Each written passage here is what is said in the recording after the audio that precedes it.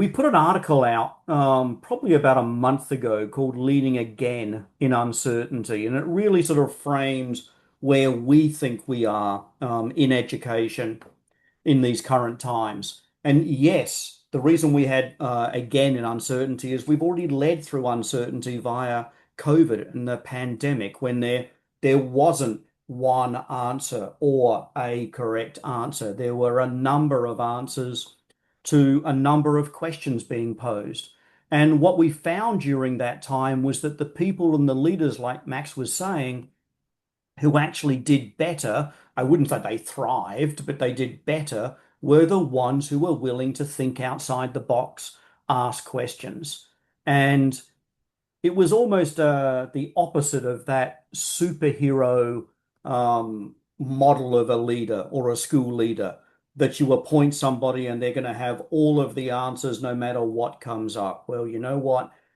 That probably was never correct, and it's definitely not correct nowadays because we're getting so much change so much more quickly than before, and also change in areas that we do not have experience in.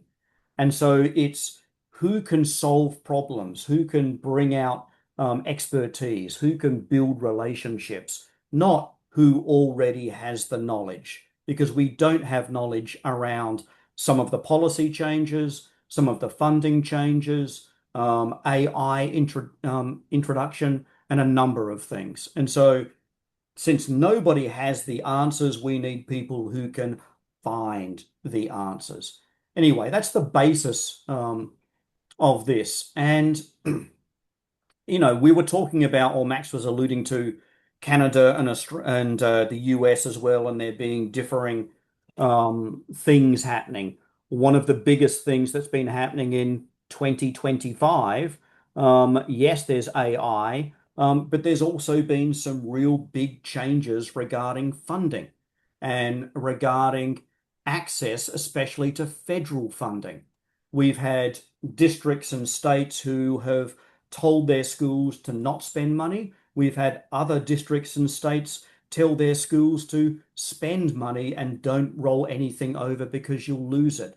People are really uncertain about what to do. And unfortunately, even though we've come to the end of the school year, or at least student-based school year, for most American schools, there is still a lot of uncertainty out there regarding what we should be doing regarding funding and why. The uncertainty, at least in the US, does not end there because we've also had a lot of policy directives coming from the federal government, especially around DEI, diversity, equity, and inclusion, where you've had threats being made from the federal government about withholding funding if you don't do A, B, C, or D. And we've had rather large states and jurisdictions who have been saying, yes, we're going to go along with this, or no, we're not going to go along with that. And so you've had all this uncertainty, not only regarding funding, but also regarding policy.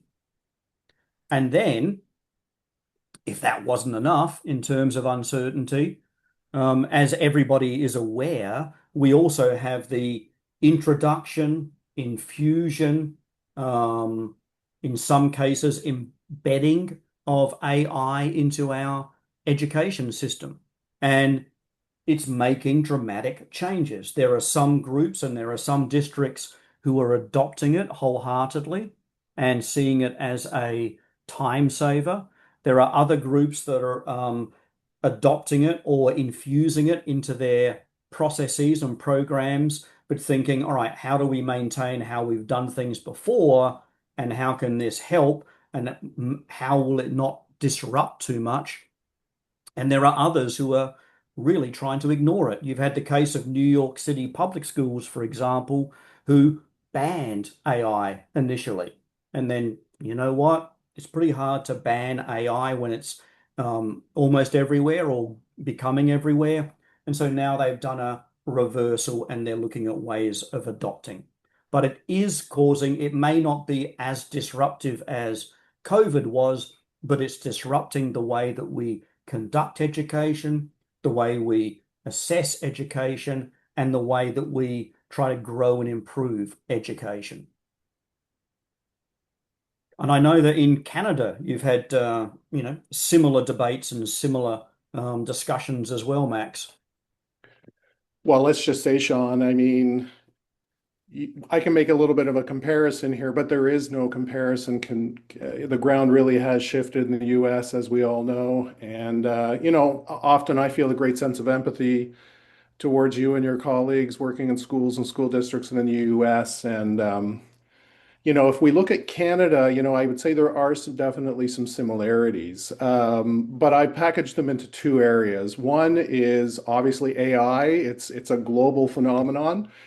But there's a bit of a difference. The initial hesitancy, if I compare it to being at the CASA conference last year in Montreal, which is the National Superintendent Association, there was a lot of trepidation around AI. How do we control this? How do we keep this genie in the bottle? Fast forward 1 year, largely due to some phenomenal work out there by folks like Tom D'Amico from the Ottawa Catholic School Board, working with Dean Sharesky and his crew. They've used that entire school district as a model or a case or use study.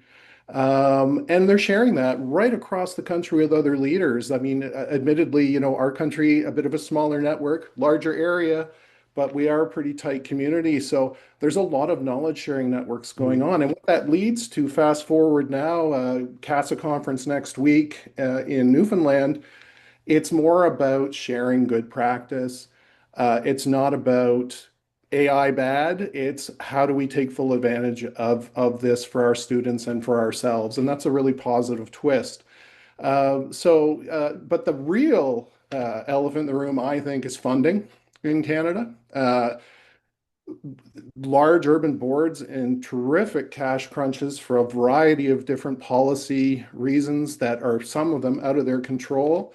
The cost of living affects schools. Obviously, if I look at that headline, it really caught my eye in Ottawa about the cost of toilet paper. You really get down to the granular, so to speak, here when you're talking about the cost of trying to supply schools. Even is and absenteeism and all of this is really. And I'm just going to give you one example in Quebec about 2 weeks ago.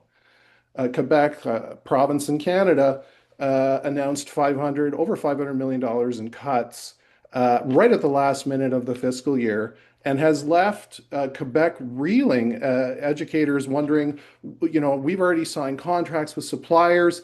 How are we going to adjust to meet this? And inevitably, in conversation with some leaders in Quebec, it's often the most vulnerable children who are going to suffer the most in terms of the services that are being cut through grants, et cetera. So I would say AI takes a backseat to funding, 100% here. And if we move to the next slide, if I make the comparison a little deeper, I would say in the US, policy is leading disruption, if I may. Yeah.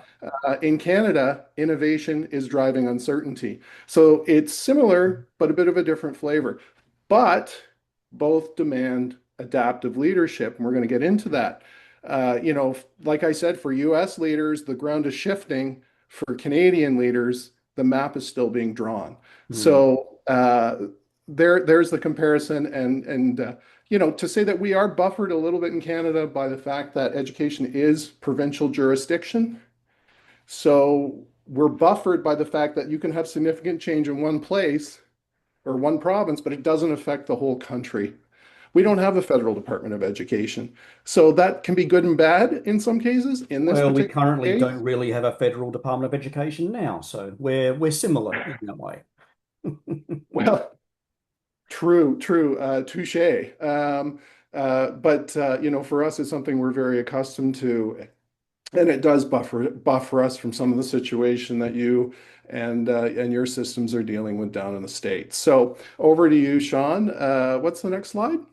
Yeah. So yeah, we're looking what's interesting the way you were phrasing it as well about the difference between US and Canada is that the the role or the person stuck in the middle, no matter whether it's uncertainty or disruption, is often the school leader or the district leader. What we're talking about here is really a change in leadership style. Whereas in the past, we would be working along as leaders, moving from a side of uncertainty to the other side of certainty before we made decisions. That continuum, that formula is now becoming obsolete.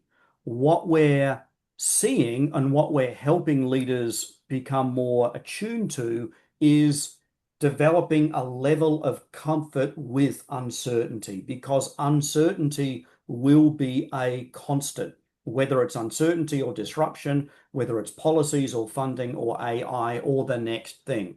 And so, how do we start to help leaders develop their level of comfort in that uncertainty and not having to wait until they are certain and have the answer? Because, to be honest, that's never going to happen.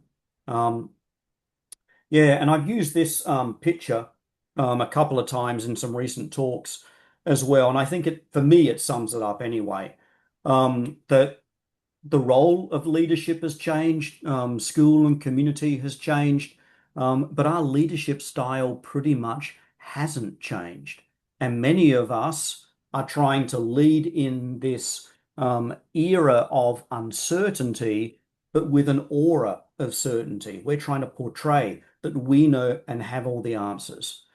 This picture, if anyone remembers it, I believe it was an Italian sea captain who off Sardinia, I could be wrong, who ran aground and um, didn't read the changing environment and changing location and thought he knew where he was heading and why. He also, I believe, was one of the first off the ship, but that's another discussion for another day. And then to sum this up as well, many of you may have seen or heard about our messy framework, embracing messy leadership. If we step back a little bit from that, the messy leadership framework is really a way to prepare leaders for uncertainty, how to become more comfortable in that uncertainty. And so we're doing away with this idea of the superhero leader and how can you be more of a messy leader that embraces this?